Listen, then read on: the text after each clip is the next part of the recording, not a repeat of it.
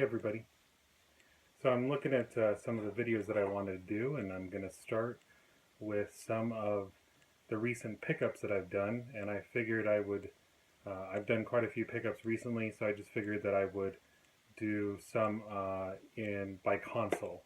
And so many of us grew up with the Nintendo Entertainment System, um, that little gray old toaster. We blew into cartridges. Um, we would put them in the dust jackets and stuff them in our backpack, trade them at school, go over to a friend's house for a sleepover. Nintendo is what streamlined, at least in my opinion, what streamlined at-home gaming, home console gaming. Um, it had 8-bit graphics. It chimes and the music chimes and rings out when you play a game. I think it tugs on everyone's heartstrings. It's someone it sold an amazing amount. I don't know the exact statistics, but ended up winning the console war against things like the Sega Master System and the Sega Genesis, and we can see its evolution into the Super Nintendo later. But it was such a great console, so simple, and it's something I've been enjoying a lot with my kids. Two buttons, a D-pad, select and start. There's no shoulder buttons, there's no extra buttons. It's just some jump and some shoot. In the case of games like Super Mario Brothers 1, 2, and 3, it was just jumping. My kids do pretty well with just jumping. They don't hold the B button to do a speed run all too often, but that's something they're learning. My children are 3 and 7, and they like to play a lot of Mario right now. So Dad's been on a hunt for Mario games. What I have today is not none of them are Mario games, but the kids do like playing them, and I've picked up just a few recently. Like I said, I picked up a lot for a lot of consoles, so I might have a few videos like this where I go over the games that I've picked up. So why don't we just start, and maybe I'll try to splice in some gameplay on the TV. Again, I'm sort of limited on video equipment, so maybe it'll just be a rough few seconds, but maybe I'll try to get some footage spliced in here, using some iMovie on the iPhone and just recording on my iPhone, so I appreciate sticking in there with me. One of the most recent that I picked up, a lot of people can relate with. I don't even know if I need to show a video because I bet you everyone played this at a sleepover one time. Teenage Mutant Ninja Turtles. Teenage Mutant Ninja Turtles, made by Ultra. Probably one of my favorite games growing up. My buddy and Robert and I, my cousins. I go over to my cousin's house. We play a lot of this. We play everybody's house that I went to. We had this game. It is a really challenging game, actually. Thinking about it back in the day, it seemed like we would just play and play and play and play and play. Playing as an adult, I realized the seaweed under the dam just soaks up all your life, and you got to start using continues thereafter. It's quite a challenging game, but very enjoyable. It captures, I think, what the essence is of the Teenage Mutant Ninja Turtle franchise in an era that may have been close to, or maybe the pinnacle of Teenage Mutant Ninja Turtles, the comic book series, and the movies were coming out, and things like that.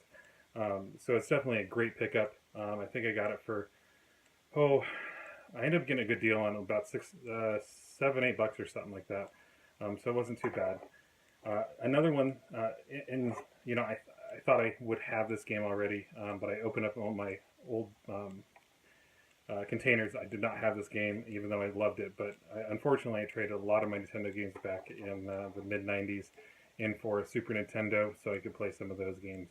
But we'll move on to there later. Another one that I picked up, this one's got a little bit of scratch on the label, is the Teenage Mutant Ninja Turtles, the arcade game. This game was just a phenomenal hit as well. This here ported from the arcade, a four-player game, into a two-player game pretty darn well. I remember playing this. I've gotten a lot farther in this now at my age than I did the original. But I'll continue playing it. And I've beaten this 2 or 3 times before when I was a kid, but it's still so great to pick up. Um, Again, there's others that may be better than this one, but as for the Nintendo Entertainment System, this by far is one of my favorite beat 'em up games. This is there's a lot of Pizza Hut advertising in it, a lot of great music, good artwork. This game is a stellar game. Um, so, at my local shop, I've gotten a couple, and here and there. This one isn't, but this here is another game I picked up. A lot of my childhood, didn't play a lot of shoot 'em ups. Those of you that don't know the industry, we call them shmups. Shoot 'em ups are like R-Type, and the one like Galaga would be considered that. For those that you that are just understanding the video games and what they're called, or have or are younger, much younger than me, and haven't seen what it is to play in an arcade. Shoot 'em ups were pretty popular, especially with Galaga. R-Type is another, like I said, mentioned franchise that's done really well, and things like Gradius. These games all were pretty awesome. Z-Type. Trying to think back, there's just a lineup of them. But my wife, when she was growing up, she enjoyed playing with her sisters a game that my buddy said it's like Gradius 2, because we never got that in the U.S. And to me, it's like it's by far probably my favorite because my wife played it and she enjoyed it. And I couldn't find a perfect holiday or birthday to get it for her, so I just got it anyways. And then I told her I had a surprise for her. She went over to her mom's house, and when she came back, I was in here playing it, and she heard the music, and her eyes just lit up. And those are the rekindled memories that gaming really has provided in the last couple months for my family. So Life Force, it's like my buddy said, it's pretty much like Gradius 2. This is a great game in the aspect that it's a two-player game, both players playing on the same screen, sharing or fighting for the power-ups, trying to get through the obstacles together. Life Force is a challenging game. I think there's only like 5 or 6 levels on this game. My wife and I made it to level 3 the other day, but eventually, I think she's better than me. We'll both need some practice, but we beat some other games. We beat Super Mario World on the Super Nintendo, so we needed something to play. So I ended up getting Life Force and surprised her with it. So she's really excited, and we do get a few 20-30 minutes where we can use up a whole bunch of continues because it's an incredibly hard game, and just enjoy the music and the gameplay and everything. Enjoy each other's company. So. One thing I also forgot to mention I picked up. Sorry, it's probably unprofessional for me to dig in my controller drawer here. But I went to my local game shop, Black Box Gaming, and I got myself a zapper. Like I said, I ended up trading in my game for a lot of my games and stuff for a Super Nintendo. I still have the console, but I only kept like a couple games, and then I ended up started collecting again for it. But I picked up a zapper because I didn't have it. Well, that's because I want to play Duck Hunt, and I remember playing in a demo at Woolworths in the South Sound Mall. There was another game that came out that I thought was pretty awesome. There's a few good shooting light gun games that you can play, but this one's pretty fun. This one actually has the Duck Hunt dog in it. Barker Bill's Trick Shooting. It's got about 6 little mini games, but they're a little bit more complicated than the clay shoot and the Duck Hunt that you're used to. And it has a Mario-esque looking guy. You can see on the cover. Um, it is a light gun game, I think, by Nintendo. So it's produced by Nintendo. Has the Duck Hunt dog, and he laughs in the intro. So it's pretty fun.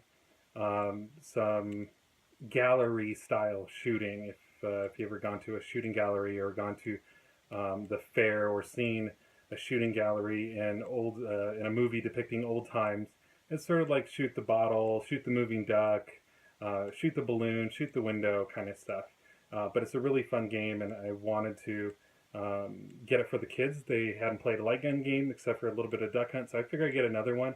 Um, for those of you that don't know, if you want to get a light gun game, if you want to play a game like this or Duck Hunt, unfortunately your Nintendo Entertainment System will not work on your 4K TV for light gun games.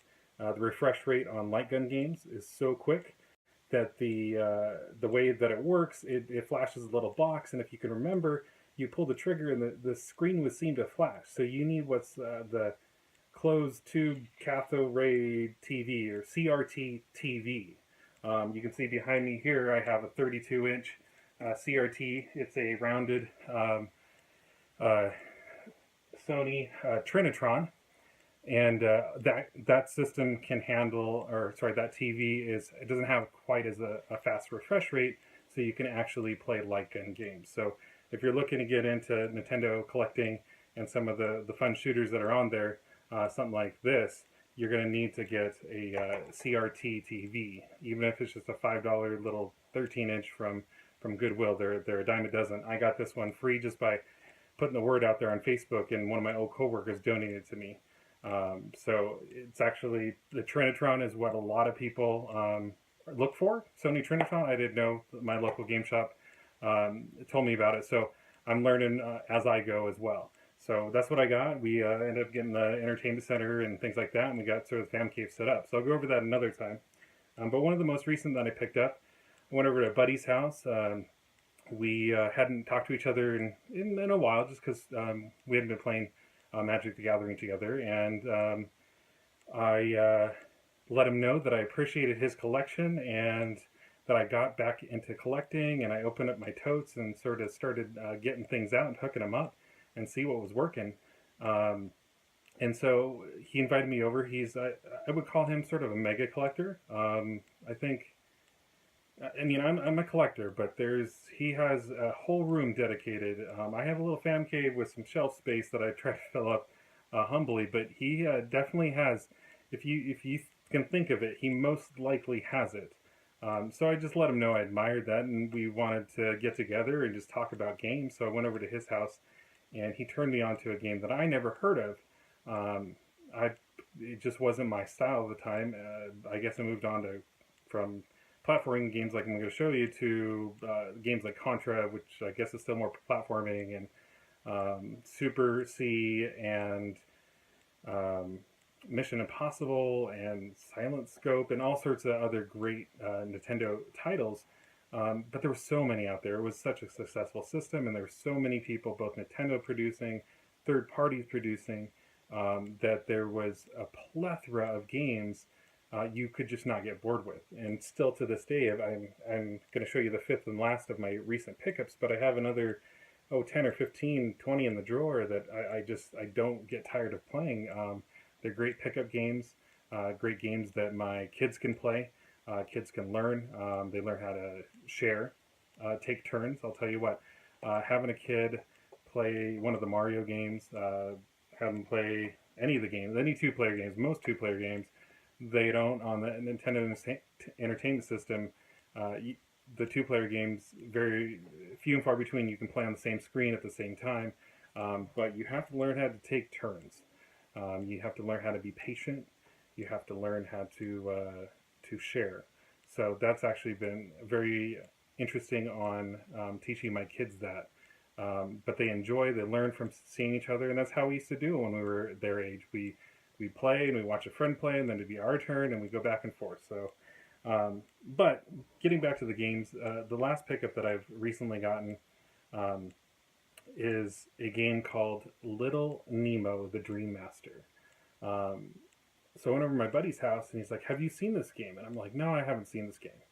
what is this game all about? And he's like, oh, you got to see this game. It's a really challenging game. I've beaten it, but I definitely recommend it. So we pop it in, and he turns it on, and I'm just amazed at the art. The art looks great. The graphics are rendered pretty well for 8-bit graphic system. The music, and this is a great little game because um, sort of like in Super Mario Brothers, where you can get different um, power ups or suits and things like that. Um, Not in the same fashion, but you do have a lot of different creatures in the game that you can. It's interesting because you go to sleep um, and you go to a dreamland. Each stage is a dream of little Nemo, and in there they have creatures that will help you out. And to do that, you have to first entice them with 3 pieces of candy, and then they seem to get like a sugar high, and then you get to ride on their back. They say ride in the game. The characters actually say you can ride the creatures, but there's a few creatures like it's awkward. You like skin the creature and put the creature's skin on, but it helps you climb and jump. If you don't think too deep into it, again, each stage is a dream. So if you don't think too much into it, it's actually a really challenging and enjoyable game. You can see here the artwork is just phenomenal. Um, the tree, the bed that's walking. This is actually based, I think, on a comic, and also a movie came out on this. I think the movie came out after this, but it's a great game. I've only gotten to level 2 on it, but I'll try to put some screenshots up or something. And my buddy says this is a great game, it's a challenge game, and I agree with him. My kids could probably definitely play this game, but it takes a lot to master. I've taken about 15-minute sit downs, and you got to get used to the controls, but I think it's going to turn out to be a great game. I'm going to try to beat it. Everyone says, get a Game Genie. I have one right here in the box with like all the original packaging. It's been opened, but I don't know. I got to try it out first. So those are the 5 games and a zapper that I picked up just recently. I wanted to share with you how my family's been enjoying it. So, I got one for me, and I got one for my wife, one for my kids. This one my kids love playing. And then, this one here, anyone can play. So, been enjoying all these games. These are the most recent that I picked up. Try to get a good deal on them. Each of these, you could probably pick up at about $10 a piece. So $50 or so, maybe at a local game shop. And if you're lucky enough, you might be able to find, a couple of these maybe at a garage sale for, $1 or $2 a piece if they don't know what they're selling. Otherwise, I mean, if you get them scoring for $5 a piece, 2 for 10 is a pretty good deal. I think, again, I got them for 6 or 7, so it wasn't too bad. But again, I think this was like $6 at the shop. This is like $10. Then this was at the shop for like 11. So on average, it was about $50. I'm not going to drop. I've been sort of crazy on games, but I'm not going to drop. A whole bunch. I'm slowing down and not going to. I'm going to seek out a lot of good deals and find those hidden gems out there. So I appreciate you tuning into the channel. I'm going to try to put out more content, maybe some more pickups from some of the other garage sales or finds that I've had. I did just do a good GameCube pickup that I wouldn't mind sharing. And I hope you'd like to tune into. So keep the comments coming. This is my 3rd video. I'm pretty fresh at this, but I enjoy it. And I enjoy gaming with my family, and I figure I'd just share the excitement that I have with you guys. So we'll start a tagline here. Keep smashing buttons, bumping elbows, and keep on gaming on.